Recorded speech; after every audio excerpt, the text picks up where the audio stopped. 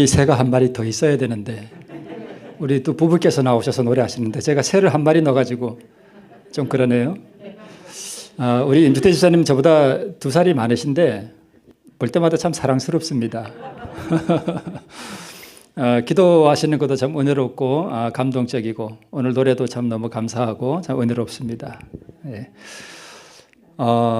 봄비로 내리는 성령 또 갈급한 심령 위를 또 심령을 촉촉하게 적시는 또 우리 하나님의 은혜가 우리 두 분 가정에 함께 하시기를 바라고 또 우리 주정의 모든 성도들의 가정에도 마음마다 함께 하시기를 바랍니다. 오늘은 14만 4천에 대해서 좀 오늘은 뭐 특별한 내용이 없는 것 같아서 제가 좀 불안하기도 하고 그런데 그냥 14만 4천에 대해서 우리가 공부한다 생각하시고 오늘 예배를 좀 같이 진행했으면 좋겠습니다. 이게 뭐 같습니까? 무슨 섬 같죠? 바다에. 예, 이게 반모섬이에요. 예수님의 제자였던 요한이 바로 이 섬에 아마 채석장에 돌 캐는 일꾼으로 붙들려 간 것 같아요. 그래서 여기서 일을 하다가 어느 안식일에 계시를 보게 됩니다. 그래서 그 안식일에 이 반모섬에서 계시를 본 것을 기록한 것이 요한 계시록이죠.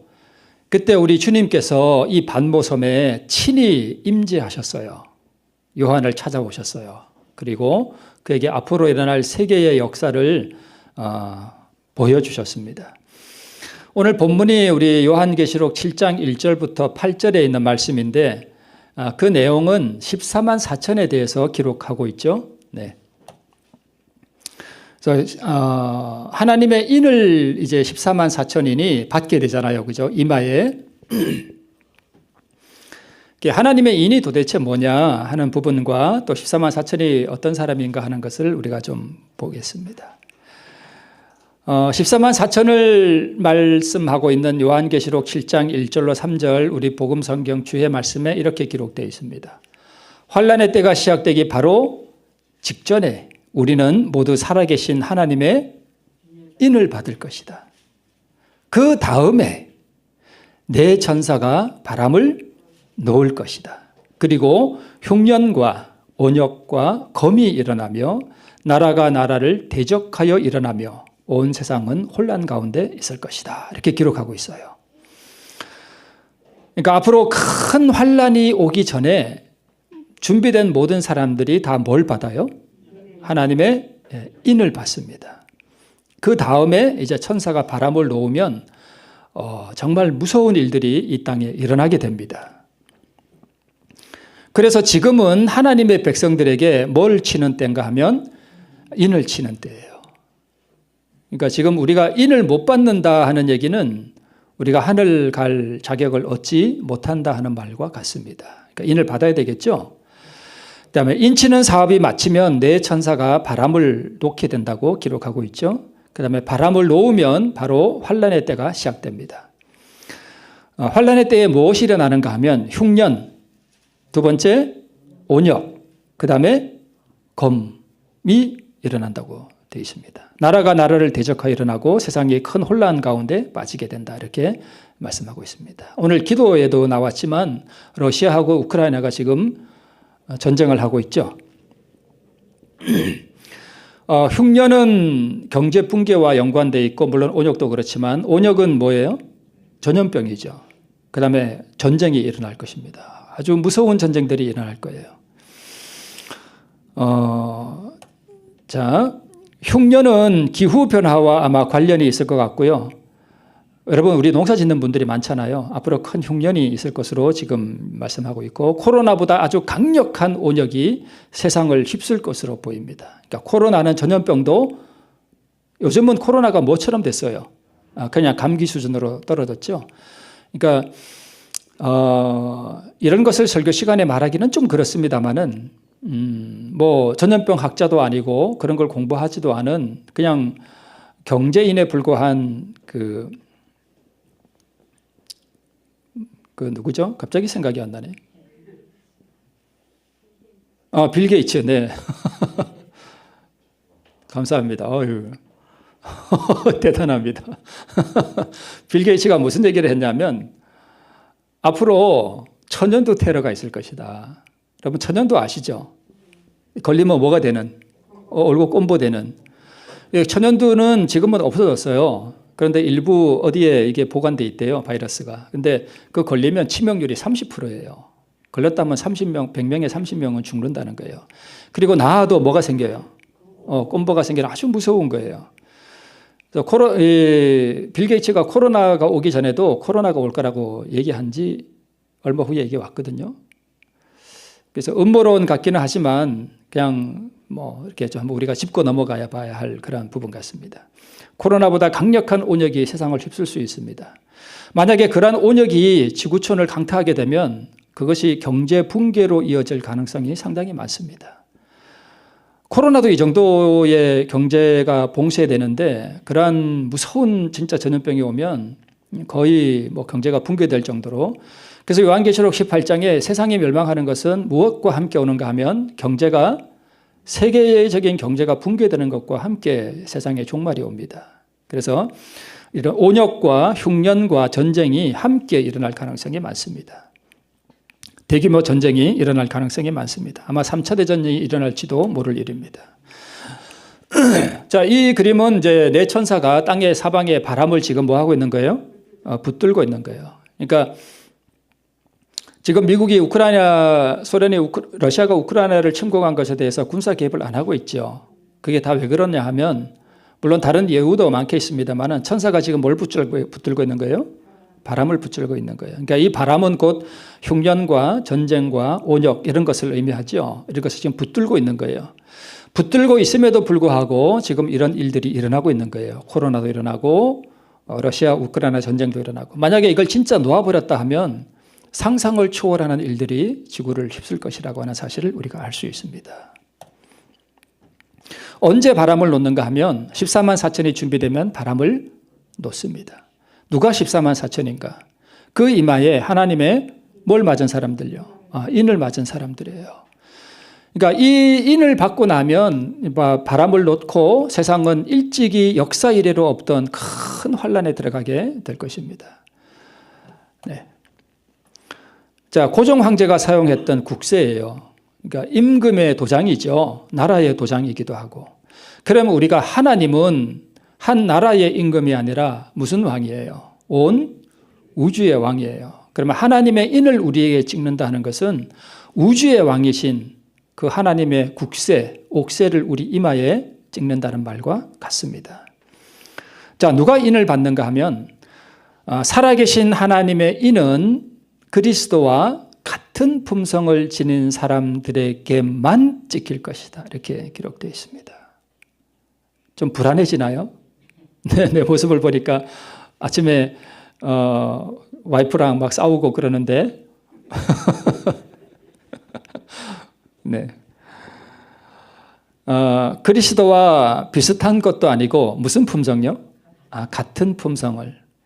그러니까 왜 같은 품성이 되는가 하면 하나님의 인이라고 하는 것은 하나님의 품성이거든요. 그러니까 조금이라도 다르면 돼요, 안 돼요? 그러니까 똑같아야 이렇게 찍어줄 거 아니에요, 그죠? 그래서 같아야 됩니다, 그죠? 하나님의 백성들의 이마에 쳐진다는 살아계신 하나님의 인이란 무엇인가? 그것은 천사들은 읽을 수 있겠지만 사람의 눈으로는 읽을 수 없는 표이다. 계속해서 총명한 마음을 가진 그들은 주의 양자로 택함을 입은 아들, 딸들에게서 갈바리 십자가의 표를 보았다. 그 이마에 쳐진 인은 무슨 표이기도 하는가 하면 십자가의 표이기도 해요. 동시에 하나님의 율법을 범한 모든 죄가 이미 사라졌고 그들은 혼인 예복을 입고 있고 하나님의 모든 계명을 신실히 순종하는 사람들이다. 이렇게 기록하고 있습니다. 오늘 집사님 기도하실 때도 우리가 하나님의 거룩한 율법을 지킬 수 있는 능력을 달라고 기도했잖아요. 그죠? 우리 스스로는 지킬 수 없기 때문에 뭐가 와야 돼요? 하늘의 능력이 와야만 우리가 율법을 지킬 수 있습니다. 우리 힘으로는 절대 못하는 거예요. 자, 갈바리 십자가의 표는 내가 능동적으로 내 자아를 십자가에 못 박았다는 표를 의미해요. 십자가의 표라는 게 다른 게 아니고요. 십자가를 우리가 노래하고 읽고 그걸 묵상하면서 우리가 감동을 받는 것도 참 아름답지만 진짜 십자가의 표는 내가 그 주님과 함께 십자가에서 내가 뭐 했다? 죽었다는 표가 우리 이마에 이렇게 있다는 거예요. 그러니까 다른 말로 말하면 천사가 우리 이마에, 이게 성품이 우리 이마에 있다 그러잖아요. 천사가 우리 이마를 볼 때에 이 사람은 지금 자아가 살아있구나, 죽었구나, 완전히 죽었구나라고 하는 것을 천사들이 본다는 거예요. 그렇죠? 네, 그 표가 우리 이마에, 우리 성품에 있다는 뜻입니다. 그래서 인을 맞을 때에는 자아가 완전히 굴복되었다는 뜻이고, 성화, 즉 의 가운데 계속 자라남을 통해서 자아가 힘을 쓰지 못하는 상태로 우리가 성화됐다는 뜻입니다. 이거 다시 한번 보여드릴게요. 가장 좋은 학습은 뭘까요? 반복하는 거예요. 가장 좋은 학습은 반복입니다. 네, 우리 자꾸 반복해 볼게요. 자, 저 옥수수밭을 가만히 보세요. 저 고랑 사이에 뭐가 없어요? 풀이 없어요. 그죠? 그러니까 저게 성화의 상태예요. 성화의, 그러니까 하나님의 인을 맞은 상태에 어떤 사람들이 인을 맞는가 하면 우리의 자아가, 의가 우리 가운데서 계속해서 자라나서 계명을 지키는 그 의의 순종의 삶을 계속 살아가서 이제는 내 마음 안에서 뭐가 힘을 못 쓰는 상태예요. 예. 우리 농사해 봐서 다 아시잖아요. 그죠? 옥수수가 저렇게 크면 저 안에서 잡초가 힘을 못 써요. 못 자라요. 그래서 자연계의 원리와 우리 영적의 원리가 항상 똑같습니다. 자, 그런데 저 옥수수밭 앞을 보세요. 옥수수밭이 없는 데는 지금 뭐가 나 있습니까? 풀이 나 있습니다. 그렇죠. 풀이 나 있죠.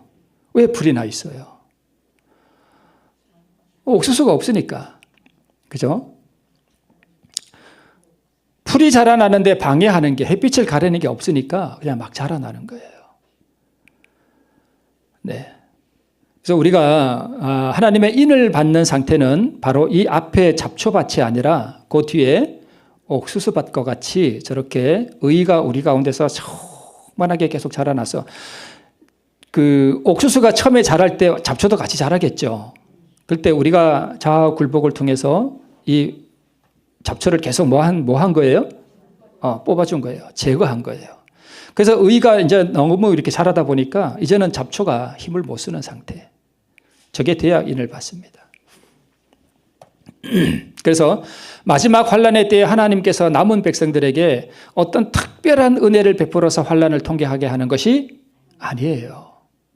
지금 우리는 이 자아 굴복을 통해서 우리 옥수수밭과 같이 의가 우리 안에서 계속 자라도록 우리가 순종의 삶을 살아야 됩니다. 믿음의 행위를 우리가 계속 전진해 나가야 돼요. 그래서 지금 자아가 굴복되므로 그때는 자아가 보이지 않는 것입니다.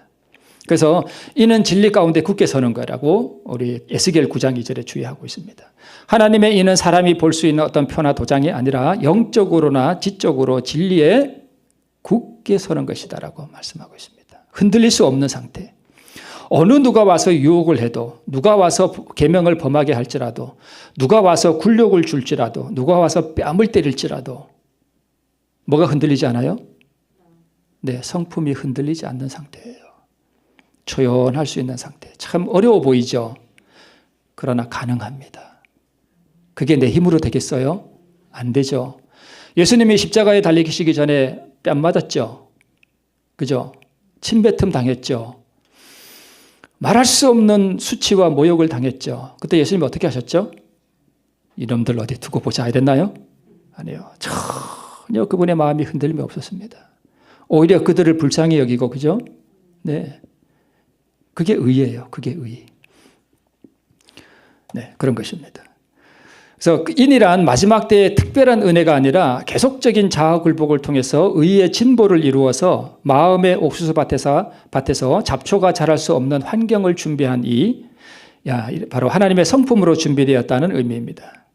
그래서 짐승의 우상이 법안권을 꼭 닮은 형상이라는 뜻이죠. 그죠? 짐승의 우상할 때 그 우상이 꼭 닮았다는 형상이라는 뜻이에요. 이미지, 영어로 이미지.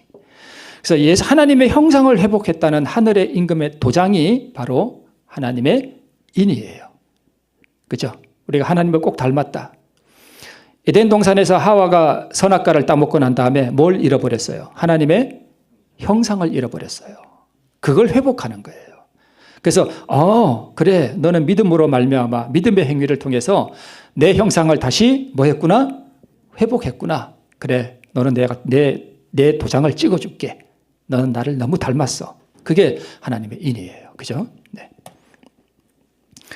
그래서 무성한 옥수수밭 사이에서는 잡초가 자랄 수 없는 것처럼 진리로 성숙한 마음에서는 자아가 전혀 힘을 쓸 수 없는 상태, 이 상태가 바로 인을 맞은 것입니다. 자, 그러면 14만 4천은 또 뭔가 우리 한번 좀 살펴볼게요. 자, 계시록 7장 3절 오늘 우리 본문의 말씀에 보면 내가 인 맞은 자의 뭘 들으니? 수를 들으니 이스라엘 자손의 각 지파 중에서 인 맞은 자들이 14만 4천이니 이렇게 되어 있습니다. 자, 여기 보니까 각 지파 중에서 백성들의 뭘 세는 거예요? 숫자를 세는 거예요. 그죠? 무슨 지파에서 몇 명, 무슨 지파에서 몇 명, 무슨 지파에서 몇 명 이렇게 각 지파에서 백성들의 숫자를 세는 개념이 14만 4천이라는 그 의미 속에 들어 있습니다. 이 개념을 가지고 우리가 한번 살펴볼게요.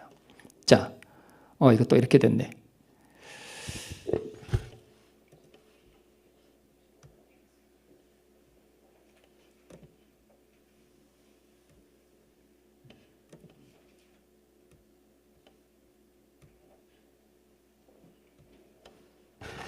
네. 자, 여기 민수기라고 돼 있죠. 그죠? 민수기.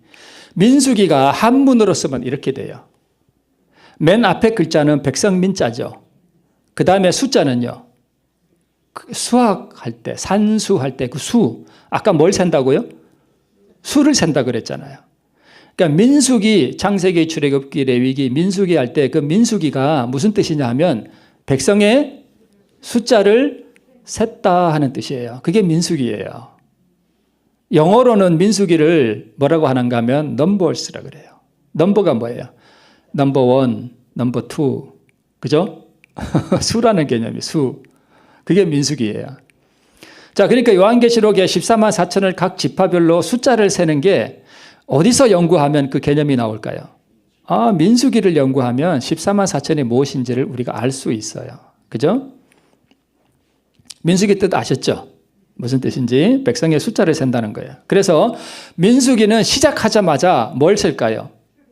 숫자 세는 거예요. 백성들의 수를 세요. 보세요. 민수기 1장 2절로 4절을 제가 읽을게요. 너희는 이스라엘 자손의 모든 회중 각 남자의 뭐를? 수를 그들의 가족과 종족을 따라 그 명수대로 뭐 할지니?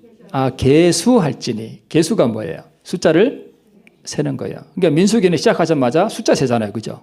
몇 명 이렇게. 그죠? 계수할지니 이스라엘 중 20세 이상으로 뭐에 나갈? 싸움에 나갈. 숫자를 세는 이유가 뭐예요? 싸우려고. 아셨죠? 싸우려고 숫자 세는 거예요. 자, 싸움에 나갈 만한 모든 자를 너와 아론은 그 뭐대로? 군대대로.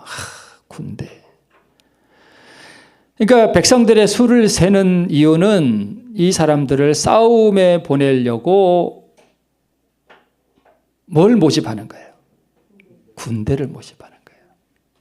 그러니까 민수기에서 백성들의 숫자를 세는 이유는 이 백성들로 뭘 하게 하려고요? 싸우게 하려고 군대를 모집하는 것입니다. 그러면 민수기 1장에서 백성의 수를 세는 것은 출애굽 초기의 일이죠. 여기 1장 1절에 보니까 이스라엘 자손의 애굽 땅에서 나온 후 제2년 2월 1일에 여호와께서 일러 가라사대 수를 계수할지니 이렇게 기록하고 있거든요. 자, 그런데 요한계시록 7장의 14만 4천은 우리가 하늘 가나안으로 들어가기 초기에 센 걸까요? 마지막에 센 걸까요? 마지막에 센 거예요. 하늘 가나안에 들어가기 직전에 수를 셌다는 것입니다. 그래서 14만 4천을 계수하는 것은 상징적으로 하늘 가나안 입성 직전의 일이에요. 그래서 구약에서는 가나안 입성 바로 직전에 백성을 계수하는 장면을 찾아야 합니다. 가나안 입성 바로 직전 마지막 전투 장면, 요단 동편 미디안과의 전투 때 이 일이 다시 한번 일어납니다. 자, 보세요. 아까는 민수기 1장이었죠. 지금은요. 민수기 31장. 이제 한 38년의 세월이 더 흘렀어요.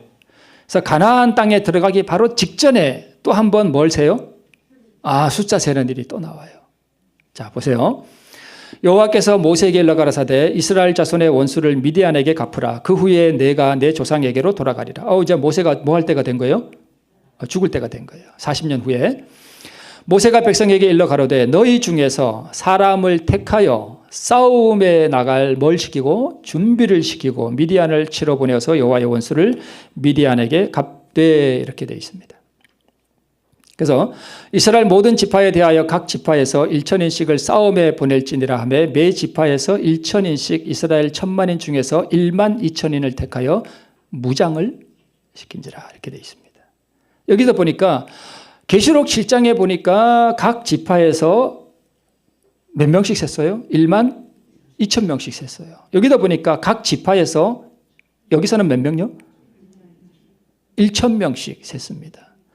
그래서 12지파에서 다 세고 나니까 12,000명이 됐어요. 12,000명. 이 사람들이 12,000명이 나가서 마지막 가나안 입성하기 전에 최후의 전투에 군대로 나갔습니다. 그죠? 네. 자, 12,000은 택하여 무장을 시켰다. 이렇게 되어 있습니다. 그래서 우리 요한계시록에도 보니까 유다 지파에서 입맞은 자가 12,000이요, 루벤 지파에서 12,000이요, 갓 지파 중에 12,000이요. 그러면서 쭉 계속 나오죠. 맨 끝에 가서 베냐민 지파 중에서 입맞은 자가 12,000이라 이러면서 끝나죠. 네. 그래서 가나안 입성 바로 직전 최후의 전쟁에 나갈 군대의 숫자입니다. 앞으로 사단과의 큰 전쟁에 나갈 군대라는 뜻이에요. 뭐가요? 14만 4천이. 그래서 구약의 군인 12,000명에다가, 그죠? 구약에 12,000명 뽑았죠. 그죠? 각 지파에서. 거기다가 신약에 12사도가 있잖아요. 그래서 구약과 신약. 그래서 곱하면 얼마가 되냐면 14만 4천이 됩니다. 이게 가장 정확에 가까운 14만 4천에 대한. 그래서 계시록 12장 17절에도 보면 보세요. 용이 여자에게 분노하여 돌아가서 그 여자의 남은 자손 곧 하나님의 계명을 지키며 예수의 증거를 가진 자들로 더불어 뭐 하려고? 싸우려고. 그러니까 용이 계명 지키는 사람들과 더불어 싸우려고 준비하면 하나님 편에서도 뭐가 있어야 돼요? 싸울 군대가 있어야 될 거 아니에요. 그죠? 그래서 뽑히는 사람들이 누구예요? 14만 4천이에요. 그렇죠? 바로 바다 모래 위에 선 용과 싸우기 위해서 하나님께서 특별히 준비하는 사람들이 14만 4천입니다. 보세요. 아까 읽었죠. 수를 계수할지니 싸움에 나갈 군대를 계수하되. 그죠? 똑같은 개념이에요. 그죠? 자, 그런데 누구와 싸우는가 하면 그 여자의 남은 자손 곧 하나님의 뭘 지키며? 계명을 지키며 예수의 증거를 가진 자들로 더불어 싸우려고 바닷물에 위에 섰습니다. 그래서 용이 싸우는 대상이 14만 4천이고 용은 하나님의 계명을 지키는 자와 싸우죠. 예수의 증거를 가진 자들과 싸우고 그러므로 하나님의 계명을 지키고 예수의 증거를 가진 자가 곧 14만 4천입니다. 계명 지키는 사람이에요. 그러므로 14만 4천이 곧 남은 자손이기도 합니다. 자, 그러면 상징수냐 실제수냐? 상징수면 내가 구원받기 쉬울 것 같죠? 그죠? 실제 마지막 구원받은 사람이 14만 4천이면 그거밖에 안 돼? 내가 거기 어떻게 들어가지? 어려울 것 같죠? 아무 상관없어요. 하나님께서 구원받을 사람을 14만 4천 딱 정해놓고 13만 9,999, 14만 명 딱 땡, 넌 안 돼. 너네 14만 1번이야. 넌 안 돼. 이렇게 하시나요? 그거 아니잖아요. 그죠? 네. 아무 상관없습니다. 그래서 여러 가지 정황으로 볼 때 실제 수로 볼 수 있는 그러한 이유도 없는 건 아니에요. 그러나 상징수로 보는 것이 더 타당하게 보입니다. 상징수일 가능성이 더 많아요. 왜냐하면 오늘날 지파를 구분할 수 있어요? 없어요? 없어요. 그럴지라도 맨 지파에 혹시 지파가 있다 할지라도 12,000명씩만 구원받도록 이렇게 센다는 것도 참 이상하잖아요. 그죠? 그래서 상징수일 가능성이 많습니다. 그래서 계시록 14장 1절 주의 말씀에 보면 누가 14만 4천인이 될 것인가와 같은 질문들을 놓고 논쟁을 벌이는 것은 하나님의 뜻이 아니다. 화입 부인이 14만 4천에 들어가냐 못 가냐 이런 거 가지고 우리가 논쟁할 필요가 전혀 없습니다. 네. 조금 있으면 하나님의 택하신 이 사람들이 누구인가를 확실히 알게 될 것이다 라고 말씀하고 있습니다. 그럼 그냥 넘어가고요. 영적 전쟁, 최후의 전쟁에 나가는 군대의 이름이 바로 뭐라고요? 14만 4천입니다.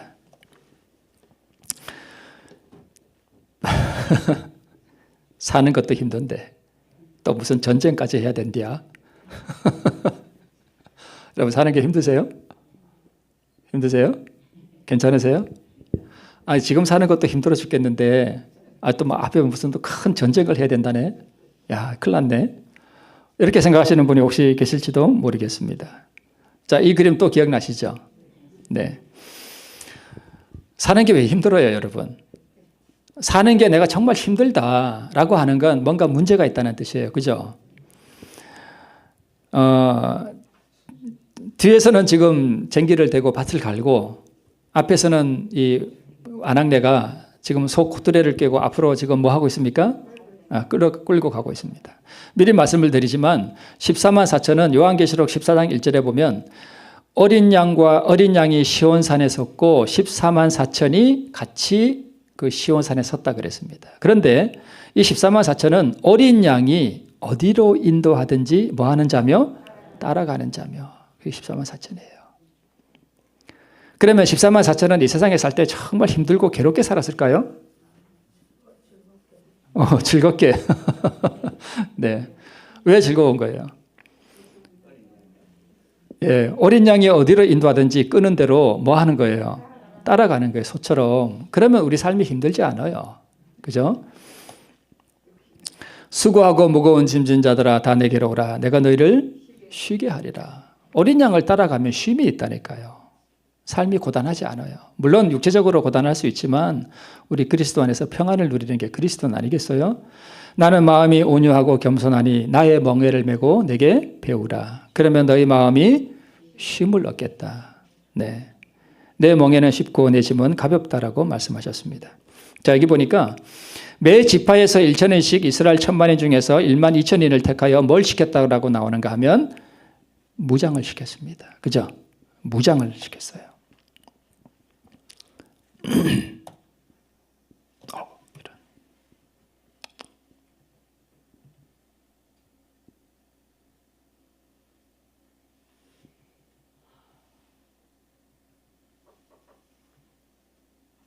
네.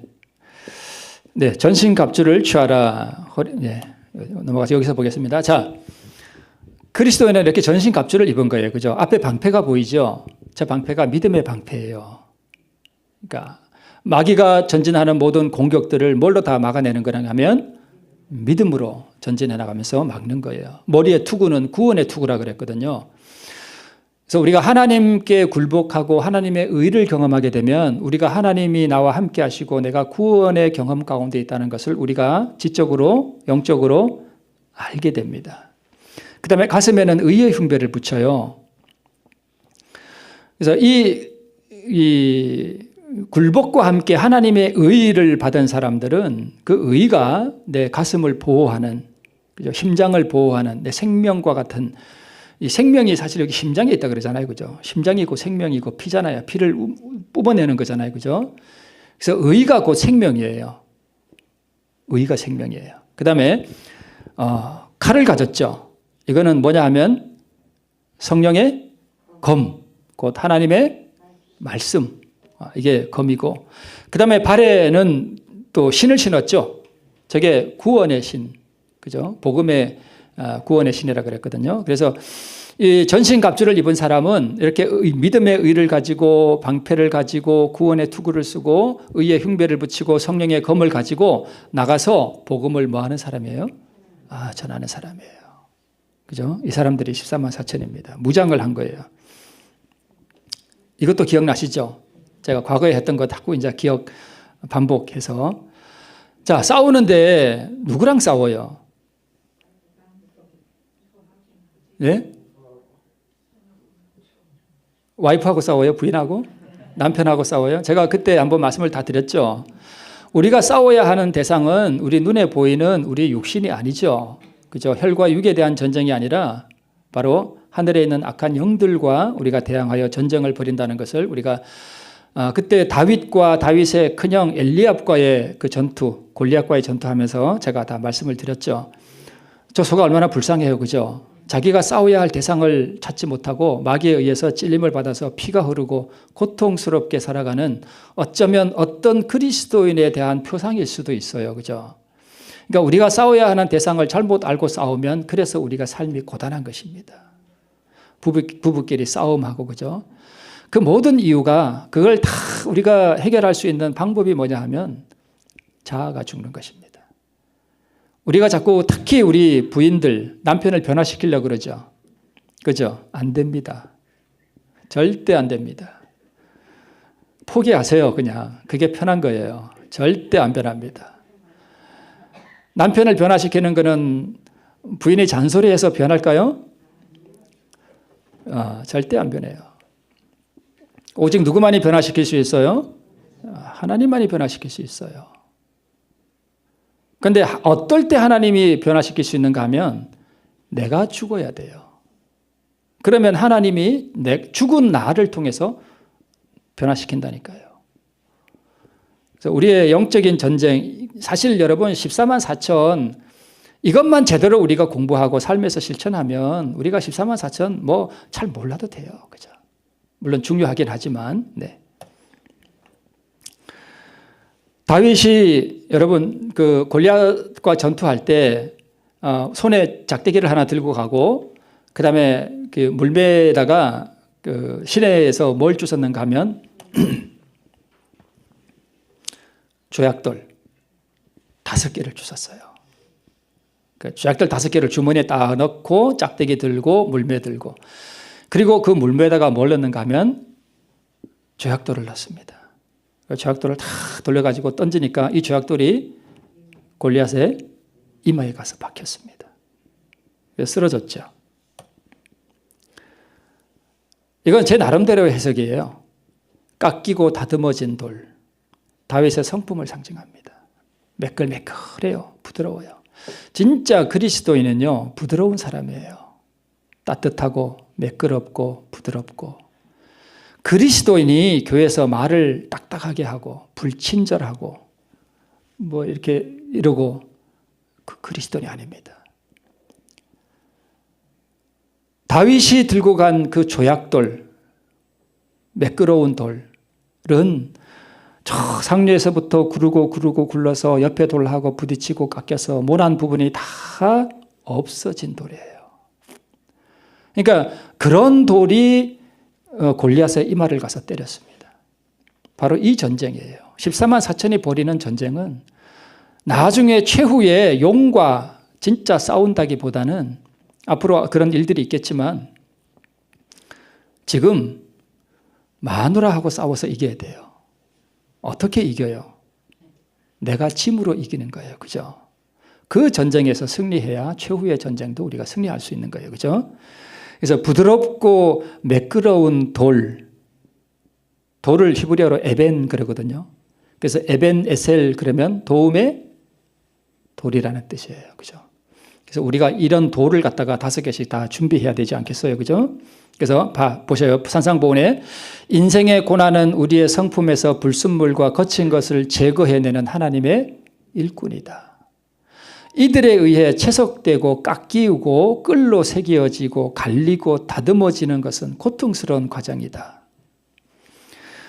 그러니까 다윗이 가지고 간 그 매끄러운 조약돌 5개는 이와 같이 우리의 성품이 우리가 깎이고 다듬어지고 우리의 모난 부분들이 정에 맞아서 떨어져 나가고 하는 이러한 과정들을 통해서 우리가 정말 부드럽고 매끄러운 그러한 사람으로 성품이 준비됐다는 것입니다. 이런 성품이 준비될 때 하나님께서 그래 너는 내 성품하고 똑같구나 그래, 내가 내 도장을 찍어줄게. 그거 찍어주는 거예요. 이거는 안 되고는 안 되는데 맨날 뭐 14만 4천이 상징수냐 실제수냐 이런 걸로 싸울 필요가 전혀 없습니다. 논쟁할 필요 없어요. 누가 14만 4천에 들어갈 거냐 논쟁할 필요 없어요. 우리가 이걸 준비해야 돼요. 그죠? 네.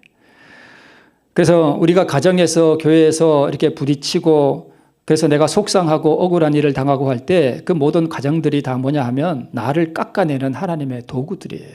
그 시련들이. 그죠? 네. 쓸모없는 물건을 위해서는 주께서 그처럼 신중하고 철저한 작업을 하지 않으신다. 오직 그분의 보석만이 궁전의 식양대로 뭐해진다? 다듬어진다. 그래서 여러분 어려운 일이 올 때 시련이 올 때 하나님께서 오늘 또 나를 뭐 하시는구나? 다듬으시는구나 라고 우리가 생각하시면 됩니다. 우리가 누가 인을 받는가? 우리가 했던 부분이죠. 교회를 위하여 탄식하며 우는 자 에스겔 9장에 보면 이런 사람들이 이마에 표를 받는다 그랬습니다. 여러분 교회 안에 일어나는 참 불합리한 일들 이런 일 가지고 재림마을 게시판에 올리고 그러지 마세요. 여러분 절대 그러지 마세요.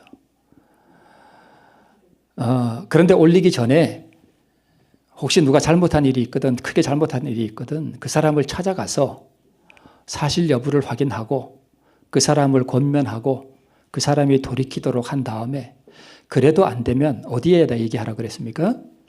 교회에 얘기하라 그랬어요. 그죠? 그래도 안 돼도 만인이 보는 교회 게시판에 재림마을 게시판에 올려서 모든 사람들이 그런 악에 대한 지식을 깨닫도록 그렇게 하는 것은 결코 좋은 일이 아닙니다. 교회 안에서 일어나는 그러한 일들로 가지고 어떤 사람들에게 인을 치는가 하면 탄식하며 우는 자, 가슴이 아파서 정말 눈물을 흘릴 수 있는 사람. 그래서 하나님 앞에 그러한 일들을 가지고 가서 용서를 위해서 기도하는 사람, 그런 사람이 인을 받아요. 그래서 교회 안에서 어떤 참 잘못된 일이 있으면 그것을 만인 앞에 공개하기보다는 그 죄를 내 죄처럼 여기고 하나님 앞에 가서 회개하는 사람이에요. 그게 의인이에요. 다니엘이 그렇게 했거든요. 다니엘 9장에 보면 예루살렘으로 이제 돌아갈 때가 70년이 다 됐다는 것을 깨닫고 다니엘이 그 이스라엘 백성들의 모든 죄를 누가 지은 것처럼 회개했어요. 자기가 지은 것처럼 통회하면서 기도했습니다. 그게 의인이에요. 그래서 우는 거예요. 자기 죄처럼 통회하는 거예요. 진짜 그런 사람이 의인입니다.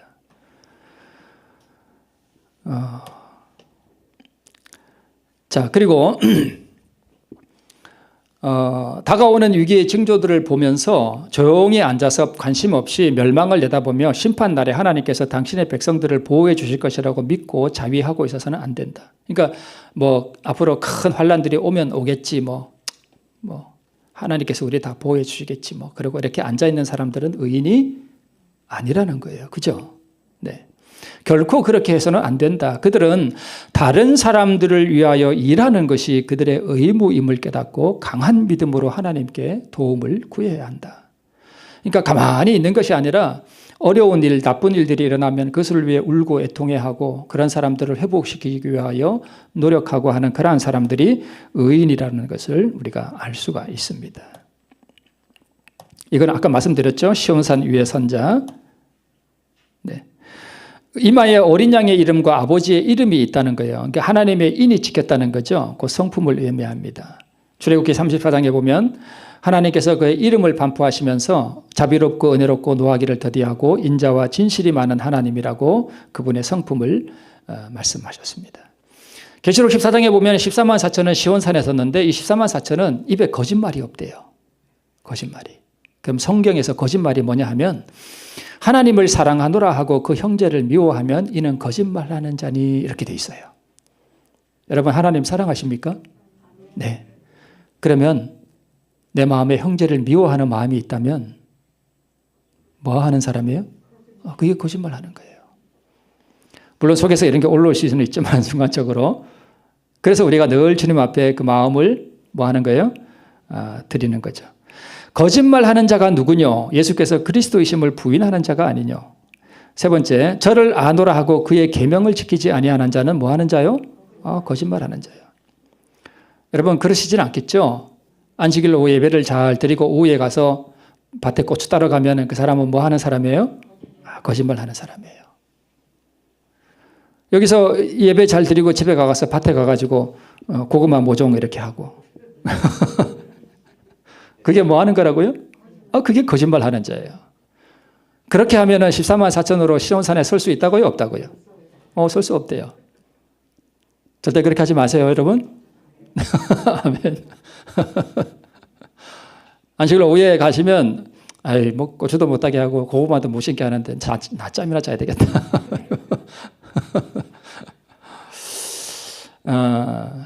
안식일은 어떻게 하는 걸 잘 알죠, 여러분? 뭐 피곤하면 좀 주무셔도 돼요. 근데 안식일은 정말 특별하게 구별된 날로 우리가 잘 지키지 못하면서 우리가 하나님의 백성이라고 할 수 없겠죠. 자, 하나님과 사귐이 있다 하고 어두움 가운데 행하면 그게 거짓말하는 거래요. 자기 양심이 화인 맞아서 외식함으로 거짓말하는 자들이라. 외식 겉으로 이렇게 꾸미는 거 있죠. 그죠? 도적, 살인, 간음, 거짓 맹세하며 이것이 여호와의 전이라 하는 거짓말을 믿지 말라. 여러분, 마음으로 누구를 미워하면서 음욕을 품으면서 거짓 맹세하면서 여기 교회 와가지고는 우리가 구원을 얻어노라 하는 그것이 거짓말하는 거래요. 자, 우리 정리하면서 14만 4천은 최후의 전쟁에 나갈 무슨 이름이라고요? 군대의 이름이래요. 그래서 하나님의 성품으로 우리가 잘 준비된 사람들이 친절하고 온유하고 사랑이 가득한 마음으로 악한 사람들도 포용하고 품어줄 수 있는 그런 마음의 성품이 준비된 사람들이 바로 율법 전쟁에 나갈 것입니다. 그렇죠? 그 마음에 진실로 하나님과 이웃을 사랑하는 마음으로 충만한 사람, 짐승의 표가 강요될 때 믿음으로 온전히 하나님을 의지하는 사람, 계명을 지키는 것이 생명을 요구할 때에 내 생명 주님께 드리는 것을 너무나 감사하게 느끼는 사람, 이런 사람들이 14만 4천이에요. 그렇지 않겠어요?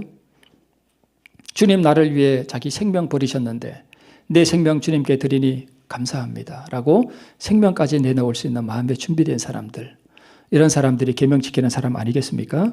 네. 자, 문제 마지막입니다. 그러면 여러분 요한계시록 7장 1절에 하나님의 인맞은 14만 4천이 나오는데 그 14만 4천을 기록한 그 질문이 하나 있는데 그게 그 바로 앞에 계시록 6장이에요. 한번 읽어볼게요. 하늘은 종이축이 말리는 것 같이 떠나가고 각 산과 섬이 제자리에서 옮겨오매 땅의 임금들과 왕족들과 장군들과 부자들과 강한 자들과 종과 자주자가 굴과 산 바위 틈에 숨어 산과 바위에게 이르되 우리 위에 떨어져 보좌에 앉으신 이의 낯에서와 어린 양의 진노에서 우리를 가리우라. 재림 때 말이죠. 그죠? 재림 때. 그들의 진노의 큰 날이 이르렀으니 누가 능히 서리요. 그러면서 바로 뭐가 나오냐가 하면 7장 1절에 인맞은 14만 4천이 나와요. 그러면 예수님이 재림할 때에 악인들이 큰 바위가 우리에 떨어져서 하나님의 진노의 그 낯에서 우리를 가리우라 할 때에 그 앞에 능히 설 수 있는 사람이 누구라는 거예요? 그게 14만 4천이라는 거예요. 그죠? 근데 이 14만 4천은 이와 같이 거짓말하지 않고 그 마음에 사랑이 충만한 사람들, 이웃의 허물과 교회의 허물을 보고 가슴 아파하며 자기 죄처럼 울며 회개하는 사람. 그죠? 하나님께서 우리의 생명을 요구할지라도 그 생명까지 즐겨 주님 앞에 드릴 수 있도록 하나님을 사랑하는 사람들. 내 옆에 있는 우리 집사님이 너무너무 사랑스러워 보이는 사람. 그죠? 내 집에 가면 내 마누라가 너무너무 하나님 안에서 사랑스러운 사람. 저는 요새 저희 집사람이 무슨 명령을 내리면 즉각 순종하려고 굉장히 노력합니다. 아침에 다 양복 입고 있는데 여보 청소해가지고 좀 돌려요. 그래서 제가 얼른 순종했습니다. 우리 남편분들 우리 부인이 명령하면 즉각 순종하셔야 됩니다. 아멘입니까? 네. 12시가 됐네요. 네, 즉각 순종하셔야 됩니다. 네. 부인들도 마찬가지예요. 그죠? 네. 그게 아이성이에요. 그죠? 그게 아이성이에요. 순종을 배우셔야 돼요. 작은 거에 순종하는 걸 배우는 게 의입니다. 그래서 누가 능히 서겠느냐? 바로 이와 같이 참으로 하나님을 닮은 성품을 준비하는 우리 주천교회 성도들 되시길 바라면서 말씀을 줄이겠습니다.